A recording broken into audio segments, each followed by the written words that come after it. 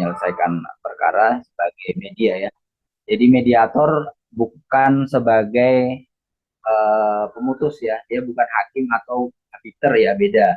Kalau mediator itu sifatnya dia tidak bisa memaksa para pihak. Jadi betul-betul keputusan itu berasal dari kedua belah pihak dan eh, mediator itu hanya penengah saja yang memberi saran-saran seperti itu.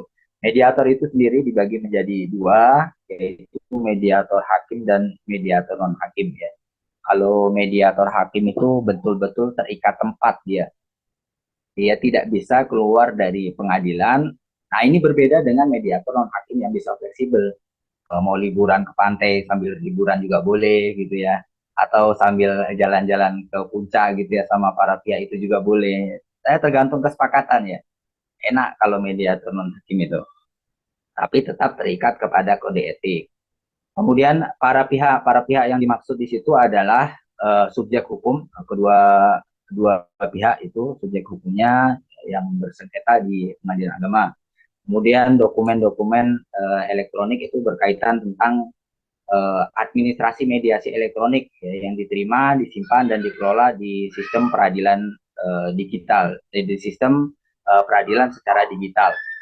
Kemudian ada domisili elektronik. Nah ini domisili elektronik itu adalah surel ya sebenarnya. Surel ya, surat elektronik seperti email. Nah jadi email itulah yang digunakan sebagai domisili elektronik. Kemudian ada administrasi mediasi elektronik, terus rangkaian proses penerimaan, pemberitahuan dan pengelolaan dokumen serta informasi mediasi melalui sistem elektronik di pengadilan. Kemudian ada infrastruktur elektronik, yaitu perangkat keras, perangkat lunak yang mendukung proses mediasi elektronik ini. Kemudian ada aplikasi yang dimaksud itu program komputer atau apa pertemuan daring dalam jaringan. Ya.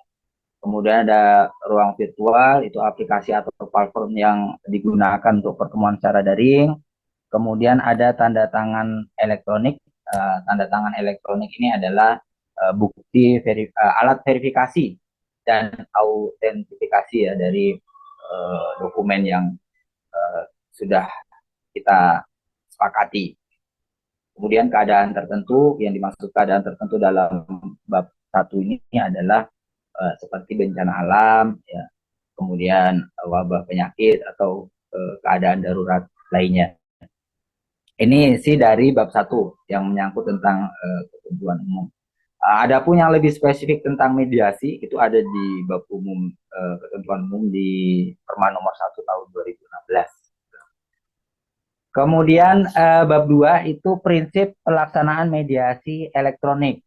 Itu ada 5 prinsip. Prinsip pertama yaitu sukarela, ya. Prinsip kedua itu rahasia, prinsip ketiga adalah efektif, prinsip keempat itu aman, dan prinsip kelima itu terjangkau. Jadi prinsip pertama itu adalah sukarela, di mana partisipasi dalam mediasi elektronik ini harus berdasarkan persetujuan kedua belah pihak.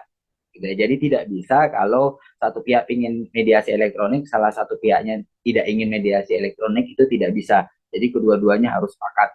Yang kedua adalah prinsip rahasia, bahwa semua pihak termasuk mediator itu wajib menjaga kerahasiaan seluruh proses mediasi yang terjadi. Jadi kalau misalnya adik-adik ini ya jadi mediator di pengadilan agama atau mediator di mana saja misalnya ya, itu jangan sekali-sekali ngerekam gitu ya, atau misalnya moto terus di share gitu ya tanpa persetujuan para pihak, itu karena melanggar etik ya, kerahasiaan. Kemudian prinsip efektif, yaitu menekankan pentingnya menjalankan mediasi secara efisien dan efektif. Jadi jangan maksa kita pakai Zoom, ya, karena tidak semua daerah itu uh, apa namanya jaringannya bagus dan tidak semua para pihak itu punya Zoom di HP-nya gitu ya. Kita harus lebih berprinsip efektif apa yang dipunya oleh para pihak, gitu, apa yang biasa dipakai oleh masyarakat gitu ya. Makanya saya lebih senang memakai WhatsApp, kan kalau WhatsApp itu hampir semua rumah ada gitu. Hampir semua rumah pasti ada satu WhatsApp minimal lah itu ya. Nah, Kalau nggak rumah itu ya tetangganya gitu. Insya Allah ada dan mudah apa ya lebih mudah dalam proses penginstalan dan penggunaan dan lain-lain. Jadi lebih efektif. Kemudian yang keempat adalah prinsip aman, yaitu menjamin keamanan dan integritas seluruh informasi. Kemudian yang kelima adalah prinsip akses terjangkau, di mana mediasi elektronik dapat diakses dengan mudah oleh semua pihak yang terlibat tanpa hambatan finansial. Gitu. Itu adalah prinsip-prinsip pelaksanaan mediasi elektronik. Kemudian yang berikutnya yaitu bagian bab ketiga, pelaksanaan mediasi elektronik. Bagian ke satu ini kesepakatan para pihak. Nah, kesepakatan para pihak ini dimulai dari ruang sidang. Sidang pertama ya, hakim menjelaskan kepada para pihak terkait mediasi elektronik dan kemudian mengharuskan para pihak untuk menempuh mediasi elektronik jika para pihak setuju. Jika para pihak tidak setuju, salah satunya tidak setuju, maka mediasi dilakukan secara manual atau secara konvensional yang dulu, yang lama, yang tanpa menggunakan teknologi informasi dan komunikasi. Kemudian mediasi elektronik untuk kemudian setelah kalau setuju kedua belah pihak, maka hakim pemeriksa perkara menyerahkan formulir persetujuan mediasi elektronik untuk ditandatangani para pihak. Itu yang pertama ya. Jadi yang membedakan itu di awal ini. Kalau para pihak di awal ini sudah sepakat untuk melakukan mediasi secara elektronik, maka itu sampai akhir disebut mediasi elektronik. Walaupun nanti di tengah jalan, misalnya para pihak sepakat untuk kita melakukan perundingan tatap muka secara langsung, tetap itu dinamakan mediasi elektronik. Ini yang membedakan di awalnya. Hakim menawarkan kalau mereka melakukan mediasi secara elektronik, maka akan diberikan dokumen persetujuan, kemudian ditandatangani, dan disitulah bahwa mediasi ini dinyatakan mediasi secara elektronik. Kemudian bagian kedua yaitu pencatatan mediasi, pasal 7, setelah persetujuan tercapai, panitia pencatat administrasi mediasi elektronik mencatat administrasi mediasi elektronik, termasuk data identitas dan domisili elektronik para pihak. Jadi para pihak disuruh mengumpulkan foto, KTP, kemudian surat elektronik atau emailnya. Ya. Kemudian pada bagian ketiga yaitu penunjukan mediator di pasal 8, para pihak memilih mediator dari daftar yang tersedia. Jika para pihak ini memilih mediator hakim, maka tidak dikenai biaya ya sama sekali. Tapi kalau menggunakan jasa mediator non hakim, maka dikenakan biaya dan biayanya ini biasanya didiskusikan di dalam ruang mediasi dan ditanggung oleh para pihak seperti itu. Kemudian pada bagian keempat, verifikasi menjadi wewenang mediator, di mana di pasal 9 mediator harus memverifikasi identitas para pihak secara elektronik. Ya, melalui apa? Melalui foto yang dikirimkan tadi dan melalui KTP yang dikirimkan tadi. Jadi dicocokkan apakah benar ini prinsipal atau bukan. Ya, bisa saja yang datang saat mediasi itu bukan prinsipal, gitu ya. Kadang-kadang yang hadir itu adalah saudaranya misalnya, ya kan. Tapi dia nggak ngomong gitu. Nah, itu pernah kejadian ya. Akhirnya ya saya tunda lagi mediasinya karena bukan prinsipal. Jadi perlu juga itu memverifikasi identitas gitu. Kemudian bagian kelima, penentuan aplikasi mediasi elektronik. Jadi pasal 10, aplikasi yang digunakan untuk mediasi itu harus ditentukan bersama-sama dengan mempertimbangkan efektivitas dan kemudahan penggunaannya. Jadi memang aplikasi yang akan digunakan itu pun tergantung kesepakatan kita. Sepakat dengan yang ini ya kita gunakan yang lebih efektif lagi. Kemudian di bagian ke-6, ruang virtual untuk mediasi elektronik di pasal 11 itu diatur dalam pasal 11 dan 13. Mediasi dilakukan di ruang virtual yang disepakati. Mediator hakim harus melakukan mediasi di ruang mediasi di pengadilan. Jadi tidak boleh keluar. Makanya saya sampaikan di awal tadi kalau hakim itu dia terikat tempat, tidak boleh mediasi di luar pengadilan. Sementara kalau mediator non hakim itu bebas di mana saja, dia boleh dimanapun tergantung kesepakatan para pihak.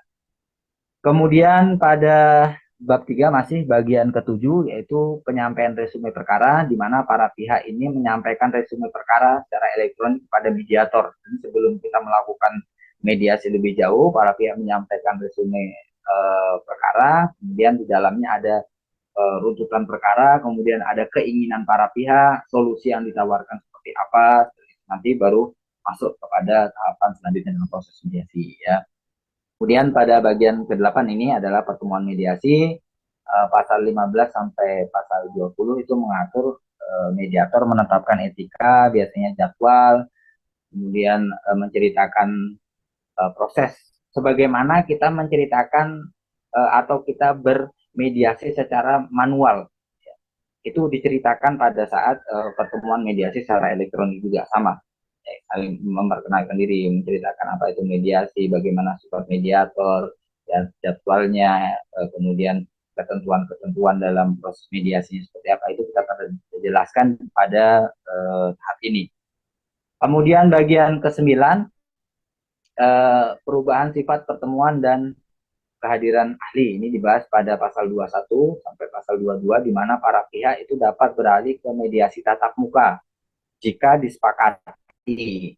Jadi kalau mediasi elektronik itu di awal ya, misalnya mereka sepakat ini mediasi elektronik gitu ya. Maka dari awal sampai akhir itu adalah mediasi elektronik. Kalau misalnya salah satu pihak di tengah jalan berkata, saya mau mediasi secara langsung saja, gitu. Sementara yang satu, enggak, saya nggak mau, saya mau mediasi secara online elektronik aja, maka tetap kepada pedoman awal bahwa ini adalah mediasi elektronik sehingga mediasi tetap harus dilakukan secara elektronik gitu. Kecuali kalau kedua belah pihak ini sepakat untuk dilakukan secara tatap muka, maka itu akan baru kita lakukan secara tatap muka gitu. Nah, ini kebalikannya dengan mediasi manual. Kalau mediasi manual itu prinsipnya adalah mediasi tatap muka. Jadi kalau ada salah satu pihak ingin mediasi elektronik atau mediasi online gitu ya, secara daring gitu ya. Sementara yang pihak lain tidak mau, maka tetap kembali ke asalnya bahwa ini adalah mediasi manual. Maka tidak bisa dilakukan secara daring, tetap dilakukan secara manual. Ini bedanya. Kemudian pada poin ke bagian ke-10 yaitu penyampaian hasil mediasi, di mana mediator menyampaikan hasil mediasi berhasil atau tidak berhasil ya. Sebenarnya dalam proses penyampaian hasil mediasi ini ada juga mediasi berhasil sebagian atau berhasil sepenuhnya, kemudian ada juga tidak berhasil, ada tidak berhasil karena tidak beritikat baik, atau mediasi tidak dapat dilaksanakan. Ini nanti secara detailnya ada di dalam Perma nomor 1 tahun 2016. Kemudian itu didukung oleh surat keputusan Ketua Mahkamah Agung ya nomor 108 sama ya di tahun 2016 juga. Ya. Kemudian yang bagian ke-11 terakhir yaitu penandatanganan kesepakatan perdamaian, di mana di pasal 24 itu kesepakatan perdamaian yang dicapai dapat ditandatangani secara elektronik. Tapi kalau para pihak ini tidak punya tanda tangan elektronik, bisa secara manual, ditandatangani secara manual. Kemudian bagian bab 4, bagian penutup, di mana di pasal 2526 ini pada intinya ya, bahwasanya Perma nomor 1 tahun 2016 itu tetap berlaku ya, selama tidak bertentangan dengan peraturan ini. Jadi peraturan ini memang lebih spesifik hanya membahas tentang mediasi elektronik gitu. Memudahkan kita ya. Jadi apa sebenarnya tantangan mediasi elektronik ini yang kita hadapi dan sering kita alami itu adalah koneksi internet. Nah, ini yang jadi masalah. Kadang-kadang pas di tengah-tengah kita mediasi gitu ya, koneksi internetnya lemah gitu ya. Atau kadang-kadang para pihak ini ceroboh gitu ya. Pas kita mediasi, baterainya habis. Ya, padahal sudah diingatkan itu kan. Sebelum mediasi, tolong dipersiapkan baterai jaringannya. Gitu. Nah, ini sering terjadi di human errornya sebenarnya ya, human errornya koneksi internet yang kurang stabil kan.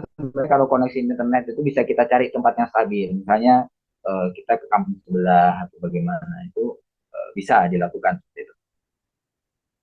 Kemudian eh, jadi teknologi ini berperan penting ya dalam mendukung mediasi elektronik. Saya juga merasakannya ya, alat seperti video conference, apa Zoom atau Google Meet ya. Kalau saya lebih sering pakai WhatsApp, kenapa? Karena lebih masyarakat gitu ya.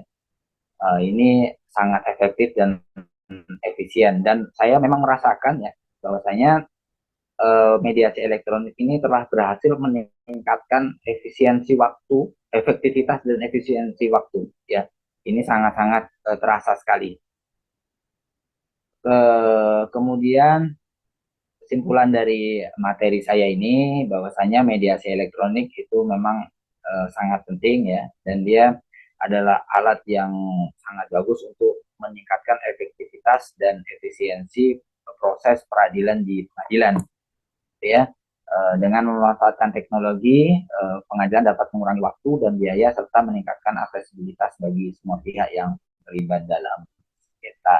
Itu ya. Saya rasa tidak terlalu banyak karena memang perma ini pun sendiri cuma berapa lembar ya, cuma 16 lembar ya, dan poin-poinnya cuma sedikit gitu ya. Lebih lebar, lebih banyak itu nanti rekan-rekan kalau mau mendalami mediasi itu di Perma nomor 1 tahun 2016, dan juga di SK KMA, surat keputusan Kepala Ketua Kepala Mahkamah Agung ya, nomor 108 tahun 2016, kalau nggak 2018 ya, saya lupa itu. Itu dari saya. Mohon maaf kalau salah kata. Assalamualaikum warahmatullahi wabarakatuh. Waalaikumsalam warahmatullahi wabarakatuh.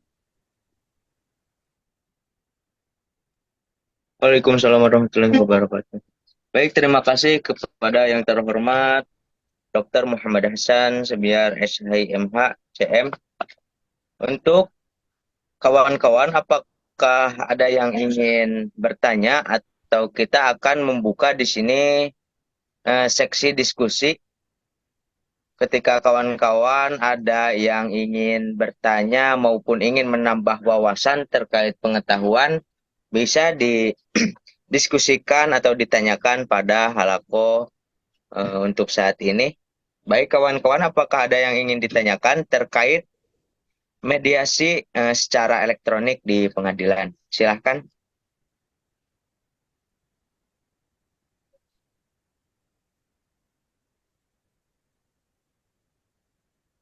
Terbuka untuk umum ya, ininya pertanyaannya, silahkan.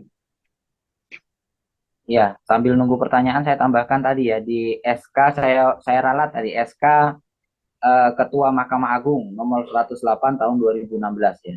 Itu lebih lengkap juga membahas tentang mediasi.